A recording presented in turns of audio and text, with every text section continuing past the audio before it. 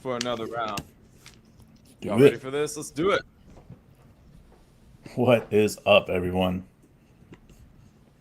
Pumped up, bro. So let's talk about free agency. There's a few things that are happening, um, but Thunder obviously are first. So Victor Oladipo, not exactly a free agency situation, but we pick up a second round pick. Is that right to take on his Well, contract, dude? there's draft compositions going back and forth. I don't know exactly what's going on with that right now. Corey, what's up? Corey. But I do know that as time comes and depending on what Victor, how much he plays, if he plays at all, I'm pretty sure that that will come into play of what type of draft it gets exchanged both ways. Because if we're picking up Victor for 9.7 million, whatever it is, and he's not going to play a single day in Oklahoma City because of his injury, then I think that we deserve to get, a couple second round picks, if not a late first round pick for that. So we'll see what happens. So Vo may never play, but he's a guy that he's a We Thunder love guy, him. We right? love him. And he when he came through the Thunder, he really transformed his career. It's And amazing, dude. I feel like if It you're was gonna that have Rust love, somebody, bro. right. If you're gonna have somebody who's just gonna be in the organization to rehab and not necessarily play a game, somebody who's been there before and they know his work ethic, I think that's the right type of guy to have around. If he does play, like it could be one of those situations where it's like, well, whose minutes does he get? And I understand the concern, but if we can rehab his value, then there is value in that. So I'm not saying that that's going to Four and a happen, half but million dollars, $5 million really for having him for half a year on a right. contender that's trying to make a push. That's had injuries with the guards. There's no reason why they wouldn't trade a future first round pick for him. You know, like we need a six man off of our bench. We need a healthy person. Well, Victor's been getting healthy. He's ready to go. In the last 7 games, he's averaging 18 points a game for us. He's ready to go. And that's the type of thing that when we're looking at it, Sam Presti's going to be able to maximize that value. And Mwani's asking a good question, like, what does this trade mean? And obviously, there's like the on-court thing, but I think what it kind of says to me is that Sam Presti is willing to take on money to acquire additional assets, and ultimately, it just means we're still in that phase, and it's going to end probably at the end of this year. Like I think in this trade, in the Bertans trade, could use up a lot of the money that we have available, but there's always like because it's Bertans and Sure. Oladipo, you can always find yourself in a spot where you're continuing to Well, replicate this.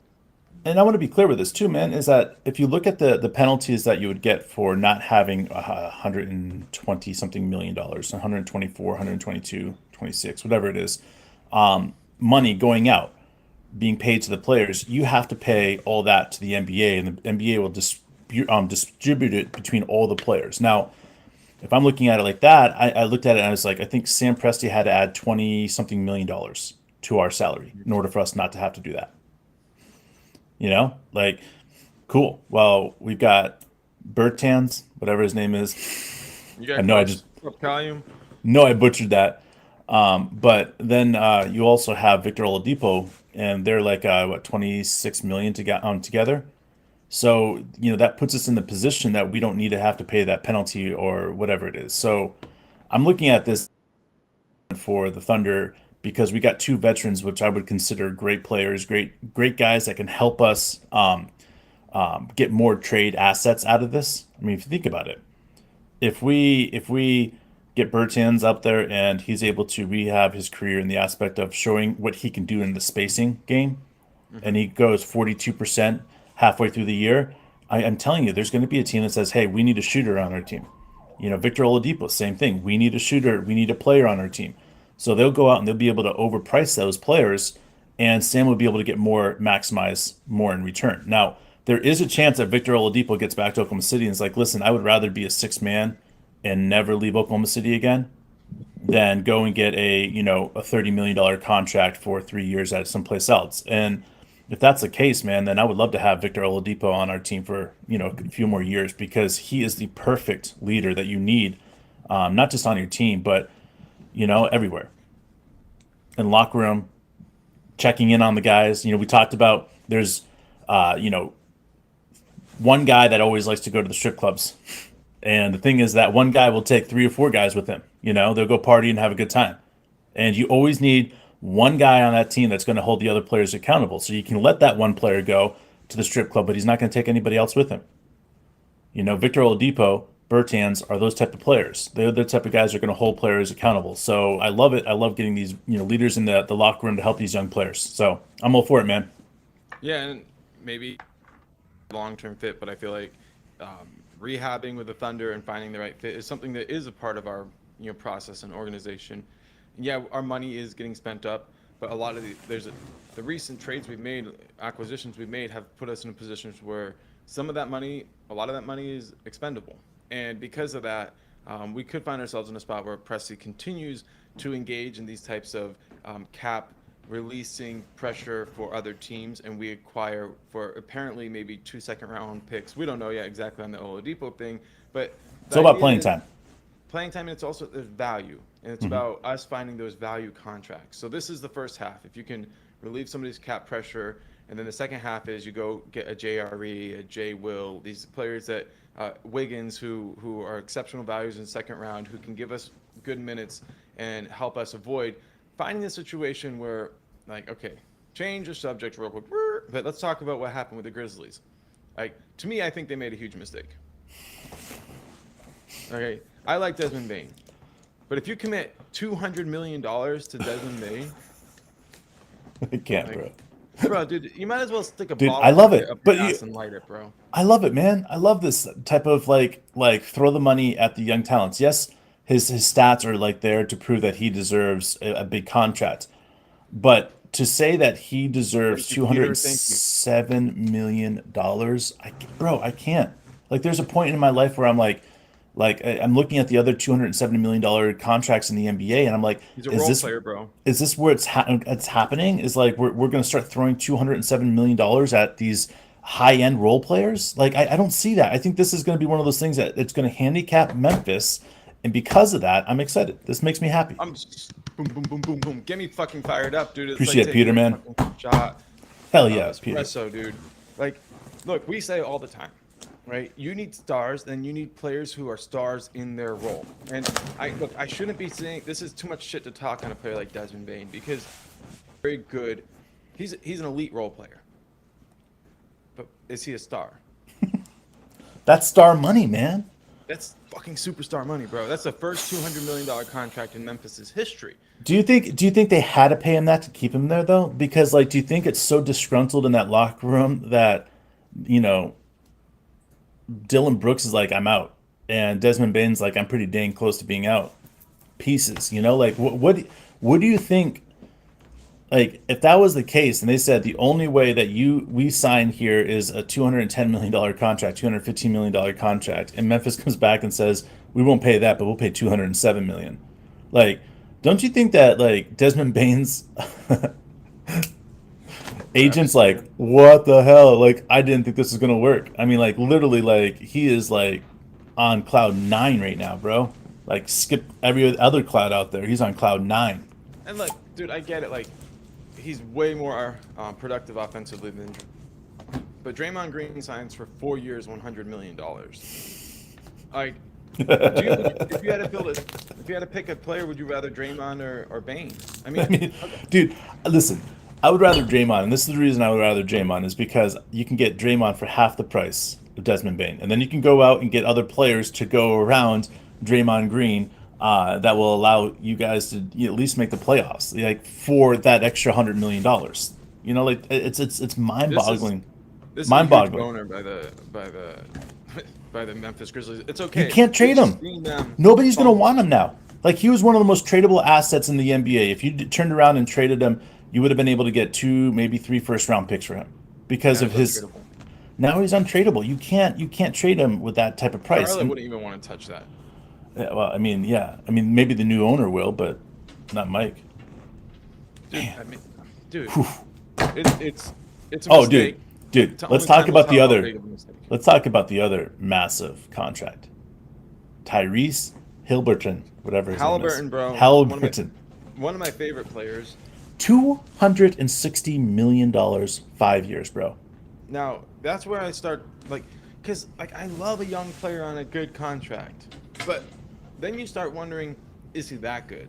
I don't know, man.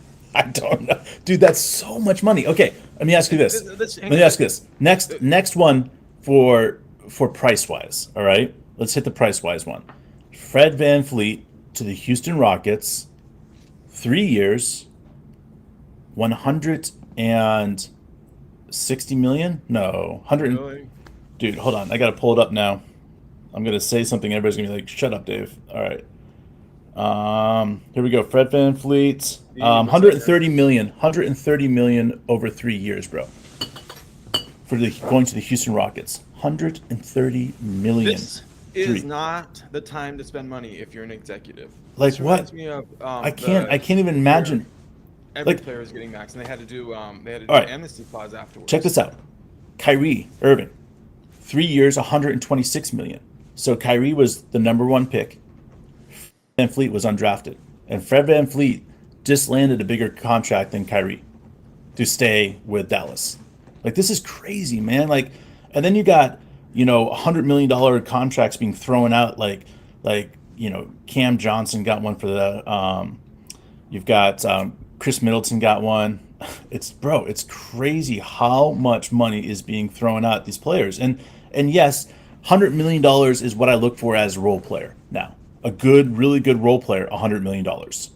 I think a good role player should average around $25 million. It's what I would be willing to pay Dort if he was, at that contract time.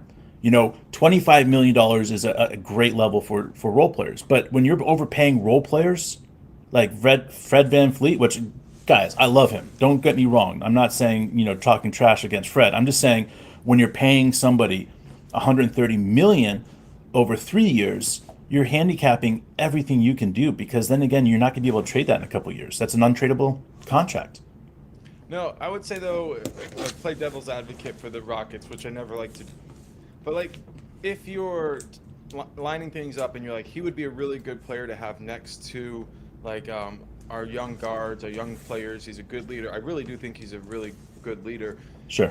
And as long as we're not paying Green at the same time that we have to pay VanVleet, then I'm okay with them doing something to help steady the ship.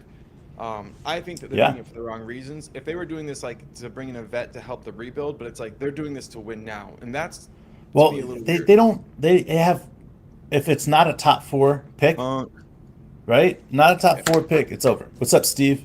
Okay, let's go. When I say the Houston pick is ours, if it's not top 4, guys, just let me clarify that. Yeah. So we get the top 4 picks. That's why they went out and spent $130 million on Fred VanVleet, because they're trying to ensure that this pick isn't going to be top 10. And that's cool with me, exactly. because again, we know what we can do with a top 10 pick. Give us 10, baby. Give us 12. We'll take Give us that. 12 every year. But that's where I look at that. So Victor Oladipo, where do I feel like if he's gonna stay? We have too many players on this team. I get that. This team isn't done being formed, guys. This team isn't done with trades.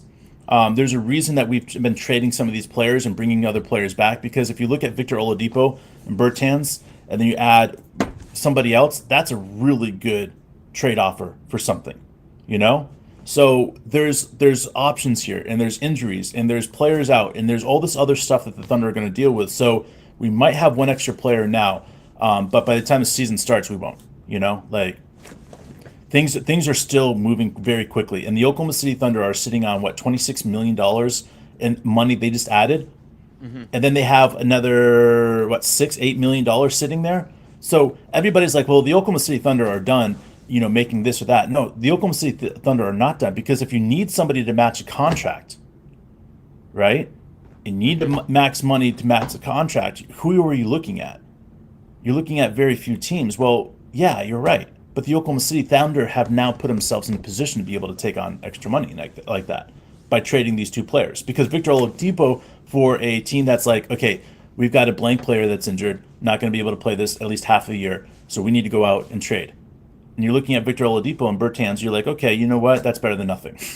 And hey, we shed his contract. And that's where Sam Presti is going to be able to earn more stripes here, is because, again, there's just too much happening that it's like, okay, Sam has just got to be patient. Another deal is going to come, and we're going to be able to get two of these guys off of our books. But there's no rush for it right now because the season doesn't start for a few more months, 2 more months, whatever it is. So, let these guys play. Let's see what happens. Let's see who's injured. Because if Victor Oladipo is starting the season completely injured and out for the first 3-4 months, he doesn't count for a contract because we can get an exemption on him. Right. So there's certain things like that we can work out. And Mwani brought up a good point. Like in 2017, we traded Oladipo for PG-13. Let's go back a little bit and remember how this all worked out, right?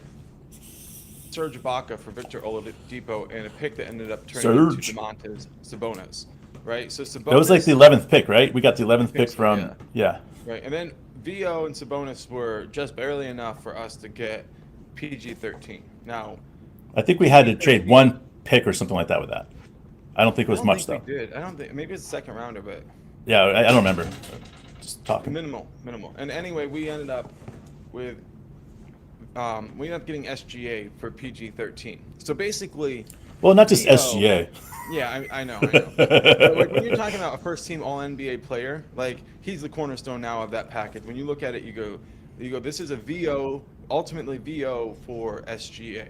Like, if you want to kind of go back to like how important Victor Oladipo was for our franchise, we don't get SGA without PG-13, and we don't get PG-13 without VO. VO gave the Pacers some really good years before he got hurt. Like, and obviously we have really good vibes with VO. So I'm excited to have him back, and looking at where we have come since when we traded him or traded for him, however you want to look at it. Like, this franchise went from like being a conference finalist pretty much every year, and with that comes a lot of times you end up not getting picks inside the top 20. Yep. And so we're short on assets. We were going every year, and we weren't getting out of the first round by the time PG-13 was getting traded. Yep. And now we're sitting here, and the whole thing is different. We're asset rich, we're young, and we're energetic. And here we go. VO is back, baby. Yeah, and it's going to be interesting to see how he ends up gelling with everybody, because the reality of the situation that we're seeing is that we don't know when he's going to play.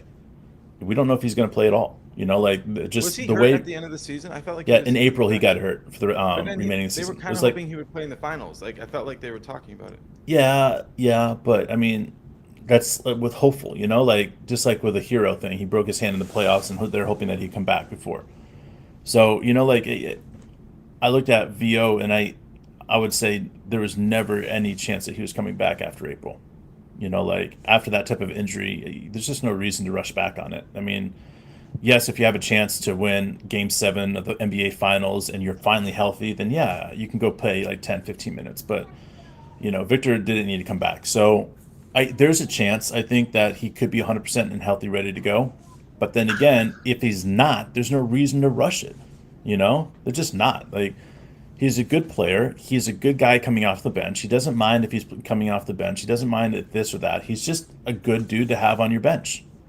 And here's the thing: is that you think he could prove to be like an elite sixth man, and other teams would see him as that? Or yeah, I do. I think he's a version of Kenny Hustle. Like a scoring version of Kenny Hustle. What about like Jamal Crawford? Yeah. But like when I look at personalities, leadership styles, and I look at the way that he, really hustles, right, on offense, right. If you look at it, the way that Kenny hustles on defense, right, and you switch it and say he's like a Kenny Hustle on offense, like the way that he's able to go out there, and not every team you're going to need somebody like that, but when you are playing him and he's playing against a team that he can put up 25, 30 points, he's going to look really good. And everybody's going to be like, dang, the Oklahoma City Thunder got him for nothing. Nothing. In fact, we got paid to keep him. And by the way, getting paid to pick up players, like, look at what happened with Al Horford. I mean, seriously, man. Like, the Sixers were just done with him. And we were able to not only get him for stuff, get a lot of value out of him, and then trade the Boston Celtics, where he was really wanted, and we got something out of him there too. And I'm like, this is the whole point of this is you eat a year or two on somebody's contract, right? And it goes from being a bad contract to a good contract because it's expiring. Yeah. And once that happens, then you're sitting there and people are looking like you go from very few teams want to take on that money to everybody who's ready for a rebuild or any type of adding additional money. They're in a market for dead money. And Yeah, that's it. like what Mwani's saying, like Presti never, because it's because this is how, like, if you don't lay the foundation right now and you get to the point where you're making it to the conference finals every year, these things are not available. And you have to store up the assets before you get there. We talk about it all the 100%, time. man. You can't Sure. you can't let this shit waste. I mean, that's it. Like, the reason that Sam Presti went out and got all the draft picks that we have, and then all the future draft picks that we have, is because he recognizes that you can't build a city overnight. Right. You know, you can't build a championship caliber team overnight. It takes many years to build. And not just that, but when you get to the pinnacle, in order to be able to continue to succeed, is that you need to be able to draft players that, as the NBA is changing, because it's inevitable, it's shifting and changing it constantly. You have to be able to pick up players that you see that are going to be able to help this team as the NBA changes. As players get outplayed by other players, you got to be able to trade those players. And you just got to be able to take the loss as a loss. Like, this is a business-minded game, and I hate saying it, but more so than ever is that the Oklahoma City Thunder are in a situation, right? We're going to have to pay at least 3 guys maximum salaries coming up.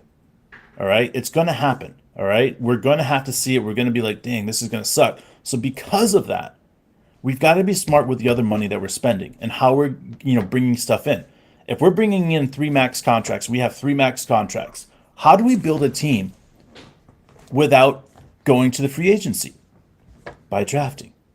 Sam Presti knows this. That's why we have everything it's set in stone. We don't need to do anything else right now. Sam Presti, like you guys are saying, he never stops working. Like, he has 10 steps down the road while everybody else is still looking at 2024 draft right now. He's looking at 2029, 2030 draft. And that's why we have an opportunity for this Thunder team to continue to win through the years. And we're looking at all these contracts and seeing the Jeremy Grant for $160 million, like staying in Portland. Like, these contracts are exactly what's happening to the NBA. People are throwing money to keep players, keep players and staying. Well, is Jeremy Grant worth that type of money? Yes. How much did he get? What did you say again? 165 years, 4 years. Big money, That's bro. big money. That's big money. And I'm glad for him. I'm very happy for Jeremy. And then you got, like I said, Cam Johnson, 109. You've got Chris Middleton, 102. 126 for Kyrie. I mean, like, big money is being spent right now. Everybody gets 100. You get 100 million, you get 100 million, and you get 100 million. Hanging it out, like, everybody, man. Like, again, so you got 5-year, 160 million. So Jeremy Grant, I feel like, is a solid contract for him. 30 million, something like that a year. Good for him. 27 million or whatever a year. So to me, that's. So my question is, now let's talk about Dame, because what does this mean for Dame? Like, that's my question, because it seems like he wanted out. Now they're extending Jeremy. It seems like they're planning on running it back with Scoot as an addition. Am I wrong there? I mean, I wouldn't be surprised if they try to work it out 1 year. See how it goes, see how Damian plays. But the problem is you're playing with fire, man. If Damian gets injured, then he's worthless. I say worthless. I mean, that's not true. But you're not going to get the type of caliber of pay or compensation that you would get right now for Damian. And that's why I don't think it's over yet. I think there's a team out there that's secretly like, hey, listen, I'll be honest with you. If I'm the Nets, I'm looking at trading picks if I have any more, which I'm sure they do, because KD. So, like, I'm trading picks, and I'm letting Ben Simmons go play in Portland, because that is more what Portland's timeline is. Ben Simmons, Jeremy Grant, Scoot Henderson. You got a young player there. You got some old players mixed in there. That's a great team right there. Plus, you're going to get more draft picks for Damian Lillard, and Damian gets to go play in New York. So, I mean, that's the thing that I keep on looking at is that there's a team out there that's going to offer something that the What's up, Road Blazers Dog? aren't going to be able to turn down. They're not going to be able to turn down. They're going to be like, you know what? As much as I want to keep this piece, and that's Damian Lillard, that piece, this right here is way too good for us to turn down. We'll never get an offer like this ever again, and we get to restart and rebuild immediately. Road That's dog. fun. So, Chris Middleton, I think he sounds a little bit underpaid. What do you think? Yeah, again, this is a player that wanted to stay where he was at. He wanted to help out the team and organization. And Chris Middleton, to me, deserves to get paid 120 million, $130 million a year for 4 years. So, I mean, yes, underpaid, but not really because I think it was only is it 3 years, 100 million? So, Yeah, 3 years, 100 million. So he's really not underpaid. He's actually right in that ballpark he should be. So 33 million a year. so let's talk about Desmond Bain again. All right, so Bain missed, I think, 17 games last year. Like, that's one of the things about like a role player. If you're gonna give him like a big deal, I Yeah. know I'm going a little crazy on that, but like No, you're he right, has to dude. You're play good. like 82, bro. Yeah. Otherwise, you're really that's not good. And I'm not saying he can't play 82, but some players just don't like as their career goes on and they start getting paid that they just don't play 82. No. And I'm just wondering with Bain, like if he misses 20 games a season, like that contract is even worse, right? Like this is bad. I'm so glad Memphis did this. They wagered their organization for the next 5 years on Yeah. this, Well, maybe even and longer because maybe longer. there's going to But be a rebuild. they now, in my opinion, have two of the hardest contracts in the NBA.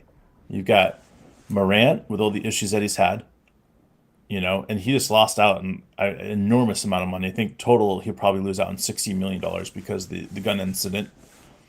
You've got you've got Desmond Bain now, and both of those guys are insane contracts. Which I think isn't Desmond Bain getting around the same money as Morant now because Morant didn't get that Yes. 230 million or whatever. So And then again, Triple J, he's getting big bucks too. yeah, and now we're looking at a situation now where like everybody's been so scared of Memphis for 3 4 years, and you're looking at a playoff team, yes, but you're not looking at unless they start drafting and they start trading and getting some other players there. Like, what else do they have? Like Desmond Bain and Morant isn't good enough to go against the Oklahoma City Thunder, like deep wise. It's just not.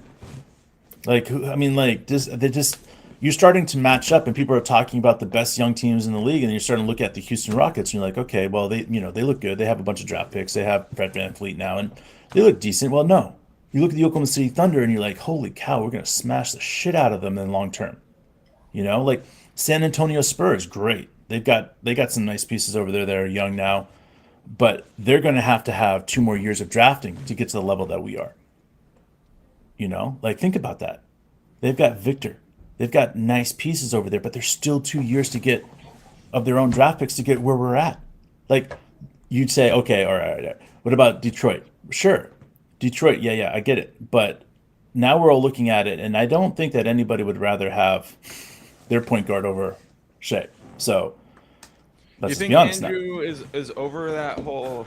I hope he's over that. Like I would trade can't remember his name, Cade Cunningham for Shea any day of the week, and it's just dumb. Anyways, okay, so then we're moving on that. So, but then we're starting to look at the other team would be Magic, and you're like, okay, Magic or decent, but again, they're a couple years away from being where we're at.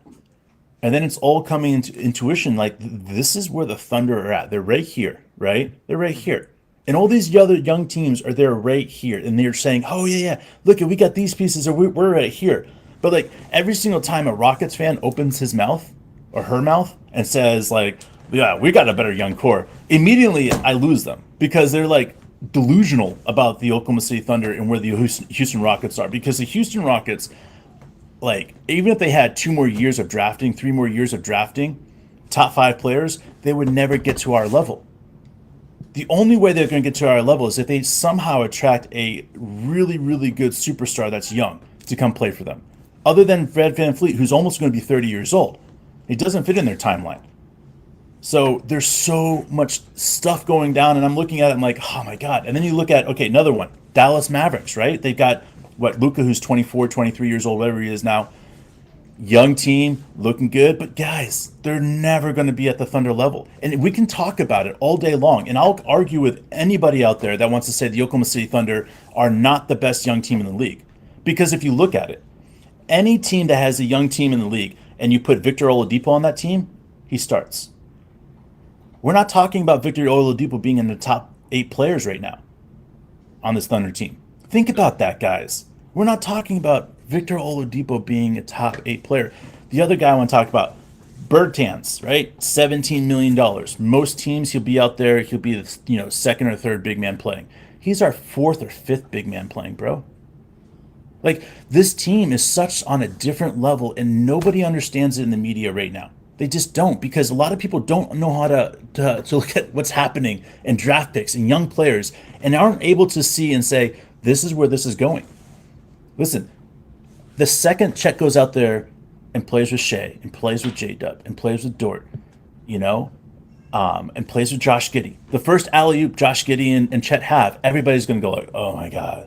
Like, they're just going to be wiping their drool off of their face. All the writers, they're going to be like, Josh Giddey and Chet, why didn't we see this? Well, we're all seeing that.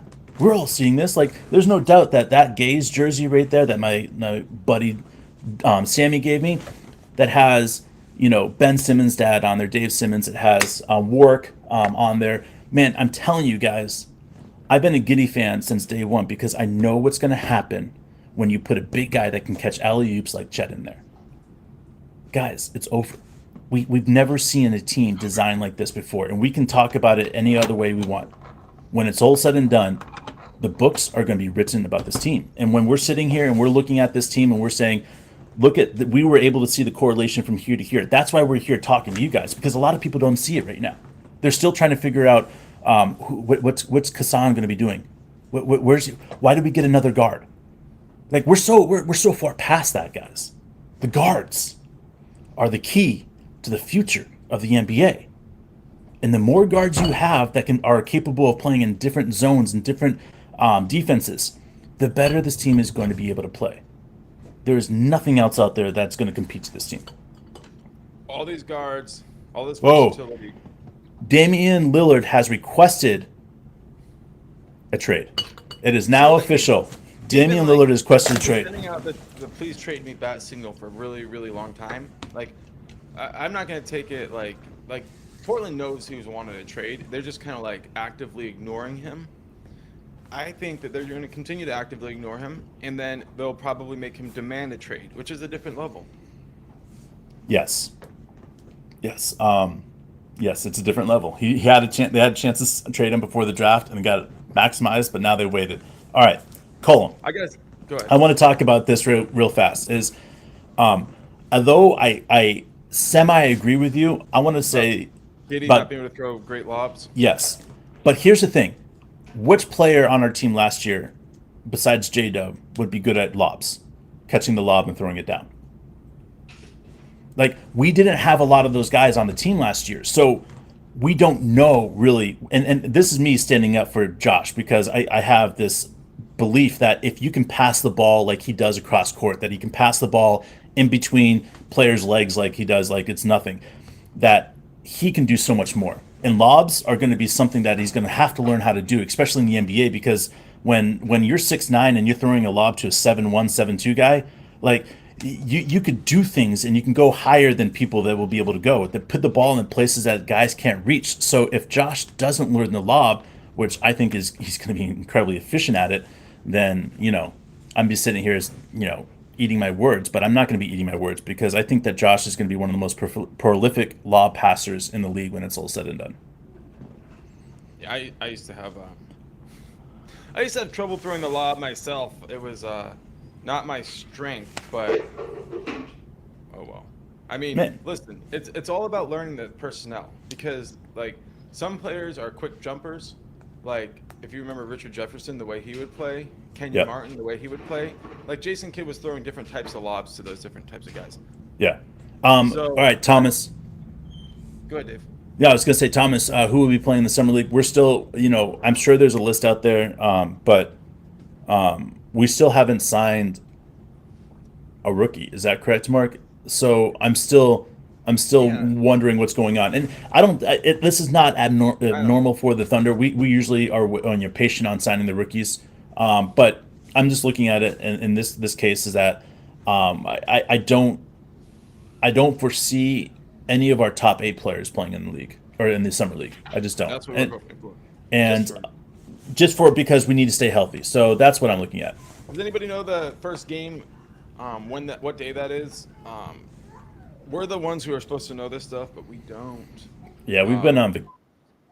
Dude, I'm still on vacation, bro. You look like you're getting settled back into your crib, though. Looks like Dave froze up.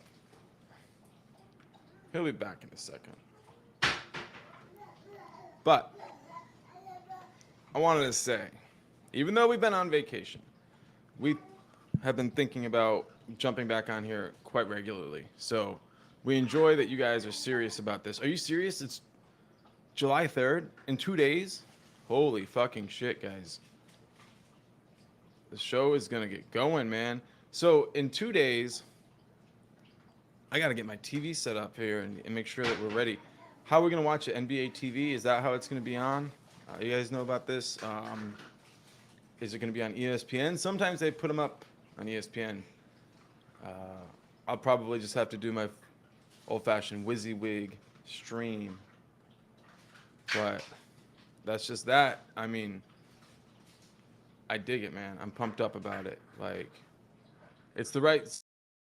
And I'm thinking, like Dave said, if we Sorry, can man. avoid the top 8 playing, then we're going to get really good ideas of the depth that we have on the team.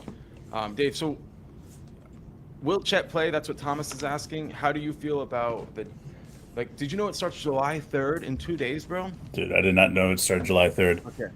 And we need to figure out how we're gonna watch it, like, because we'd like to do a watch party. Is it ESPN? Is it NBA TV? Yeah, Um, I'll tell you what, guys. When we find it, we'll have a podcast the day before, and we'll let you guys know what's up. We'll make sure we throw it in the headlines because watch parties, that has to happen, man. That has to happen. NBA TV. Good. I'm personally subscribed for NBA TV through like Amazon Prime. They let me do that. So that's Cool. that's the easiest way for me to watch it. Yep. I'd have to get like Hulu TV to get ESPN again or WYSIWYG that stream, baby. You know how I roll. Well, and this is what I love about Chet, guys. I've said it in the past. Like, he spins the ball in his hands. He's constantly has the ball in his hands. He's never letting it go. That's one of the beautiful things about who Chet is. And I'm really excited about the fact that he wants to have that competitiveness in play. Some Carson. So I hope he does. I hope he does and at least plays one game, gets those jitters out, gets excited about playing. Man, so July 3rd, Jazz, the 5th against the Grizzlies, 6th against the 76ers, and 8th against the Mavs. Man, that's exciting right now. I'm screenshotting that, Corey, so I have that on demand when I need it. Gets me fired up, man. That's It's what this is crazy, all dude. about, dude. So the Portland Trailblazers are coming out and saying that they will be trading Damian Lillard and accommodating him to hopefully the place that he wants to go. Crazy, bro. Where do you think he wants to go? All right. I mean, living in Portland, I think you live in the shadow of Los Angeles, you know? Okay. You think LA? So I think LA, New York, or you know what? Throw this out here, man. Listen, the way that now the Heat are so desperate right now because they've lost some players, I think the Heat have to go after him, man. I think the Heat have to go after him. But here's the problem with the Miami, Heat. there you go. The Heat never want to give what other teams will. Like, Yeah, but Damian Lillard says, I want to go to the Heat, and they said that they're going to accommodate him. Let me ask you this. What's the least amount of picks that the Portland Trailblazers should accept for Dame? I think if they got like Tyler Hero and 2 first-round picks, they would be good. Okay, but you know how the Heat are. They're not going to give up Tyler Hero. He's young, and they're not going to do that. Yeah. So no Tyler Hero. So you're saying Okay. 3 first-round picks. Yeah, but the thing is that it's the money thing, man. You got to give up. You got to give up one of your young players. You got to give up Tyler Hero or the shooting Duncan, the shooting Duncan. The shooting Duncan. So like you got to give one up with the other. So who would you rather not have on your team? And then it's about money now. So now that they've lost really a good. couple of their It's free too late. agents, But man, if Golden State, if he went to Golden State, that'd be something crazy. so you got free agents coming in, right? Then you got the Thunder that just created a $9 million, or it's pretty much $10 million trade exemption, right? So then you're able to trade out, let's just say Tyler Hero and one other guy. Boom, a couple of first-round picks. You're ready to put in Damian Lillard in that lineup. So I mean, I don't think that's out of the question, but I do think the Knicks are going to throw in it. I think the Knicks are going to throw elbows trying to get him. I think Los Angeles. I don't think he has any intentions to go to a small town like Minnesota. So I think this is a situation where he's going to a big city and he's going to find a big city that wants him, and he's going to make What's sure up, it works. James? James. Guys, you know what's up. This is incredible free agency. July 1st is always when things start happening, and we find out the Thunder get VO back. It's just a trip down memory lane. We're watching fireworks go off right before July 4th, and we're seeing players head different directions, and now we know Dame Yeah, is man. going to be headed somewhere else for a happy 4th of July. Good times, man. Good times. Good times, dude. Hey, you know what I've always wanted to do ever since Dame? I wanted to wave goodbye to him. So why don't we leave this with a little wave goodbye to Dame? And We appreciate you, Dame. Peace out. Let's jump back on Monday, bro. All right, let's do it, man. All right. Oh, hey, Red Dog. I don't know if there's any free agents left. There's a couple of them that I would take on the team, but that's about it. We'll be back, guys.